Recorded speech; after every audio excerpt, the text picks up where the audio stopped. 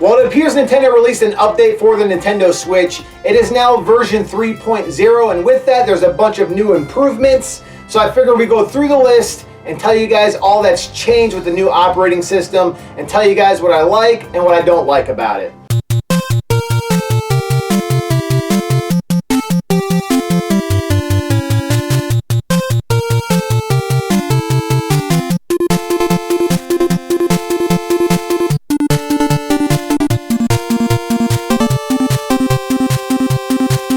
Hey guys, GameGear20 back again, and yes, Nintendo did release an update. It's 3.0. It should have updated automatically, but I recommend you go in your system settings and just check what operating system you got. It should be 3.0. That's the new one. If not, just check for updates and install. It only took a couple of minutes, so it added a bunch of stuff. Actually, I was actually quite surprised, pleasantly surprised of all that got added. Normally, it's just behind the scene fixes, but some stuff got added, so some really good stuff. Obviously, we still don't have like the internet browser, YouTube, Netflix. We don't got none of that stuff yet, but we do got, I feel it's coming. It's getting closer. So, okay, the first thing that they added was you can now register a channel to receive news for specific games. Right now, I think they got like Super Mario Odyssey. You can like subscribe to that, and they'll give you like updates on that game. I think there's Splatoon 2, and I'm sure there's gonna be more down the road. So that's neat. I tend to turn those off because I don't want to get flooded with a bunch of like advertisements, a bunch of news and stuff. But if you want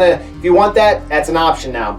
One of the coolest things that they added that I think is huge is you can now add friends from your Nintendo 3DS and your Wii U friend list. So now you can go to your friend settings, and they'll actually recommend your friends, like all your friend lists on your 3DS. You can actually add them on your Nintendo Switch. So you don't got to go and try to like track your friend down, call them up, say, hey, what's your friend code for your Nintendo Switch? If you got them on the 3DS, it gives you the option to go ahead and add them on the Nintendo Switch. Same thing with the Wii U. If you got a friend on the Wii U, you can now add them on your Nintendo Switch as well. So I think that's a really good thing. That should have been there, I think, from day one, but I'm glad we got it now.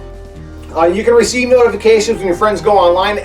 By default, you get a notification and it tells you when your friends are online. All your friends. It'll say like you got 3 friends online, 5 friends online. Well, now you can actually go in there and turn that off and make it to where you only see your best friends online. So anybody that you said was your best friend, you can actually, that way, you're not flooded. Like me, I got a ton of friends on my Switch because I've been adding you guys. So like, I don't want to, no disrespect, I don't want to know that I got like 40, 50 people online, you know what I'm saying? I just want like, certain people to get notified, you know what I mean? So I think that's cool. Another thing that they added was you can find paired controllers with the communication. Like basically, like if you lose your Joy-Con, say, like the remote control for your TV, a lot of people lose that under the couch, under the cushion, whatever.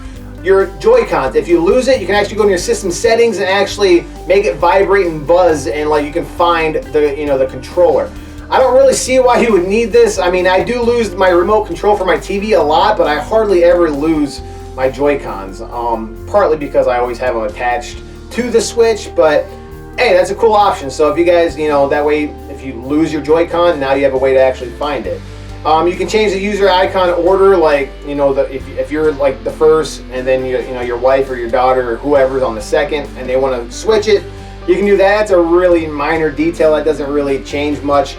But they did add 6 new Splatoon characters, which is cool, I guess. You can change your icon, go in, change what you want. I'm not a big Splatoon guy, so that doesn't really, excite me too much.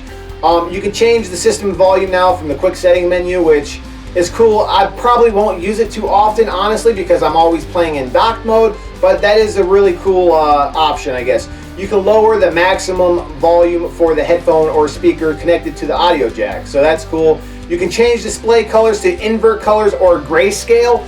Grayscale is really weird, okay? If you change it to grayscale, it makes everything like black and white. So like all the artwork, like your, the artwork for your games, like your game cards and stuff, is all like kind of black and white. I don't like it. I don't like the way it looks. It's an option. It's a new option if you want to try it out, but I don't like it, so doesn't affect me too much. This is a really interesting update here. You can use the Nintendo Switch Pro controller like a wired you can use it like a wired controller now. You can plug the USB into the dock, and you can actually use your Pro controller as like a wired controller now. You just got to go in the settings and change it. I don't know why anybody would want to do this. I like being able to be free and to be able to just, use the wireless connection. I know a lot of people feel that you have a better connection when you're wired, but I experience no lag and I have really good connection wireless, so I don't really see the option. Leave a comment below, let me know, why would we need that option? That could just kind of, boggles my mind. I don't understand that. And when you're using it in wired mode, it does turn off the NFC chip, so you can't use like amiibos and stuff. You can actually update your controllers now. I haven't tried it yet, so I guess after this video, I guess I'm going to go online and see if there's an update for my Pro controller. I guess you can actually update your controllers now through your system, according to Nintendo.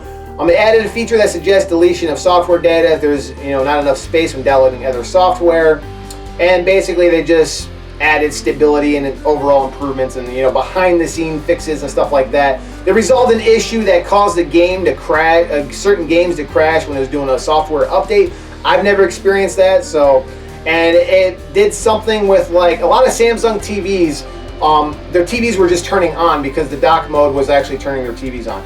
Again, I never had that issue, but supposedly it's fixed now. So yeah, guys, that's pretty much all we got. A pretty hefty update for something that only took like a minute to download. We definitely got a lot. This is very exciting. It's nice to see Nintendo's actually giving us more with the Nintendo Switch, because we pretty much know it's pretty bare bones right now as far as the operating system, the menus.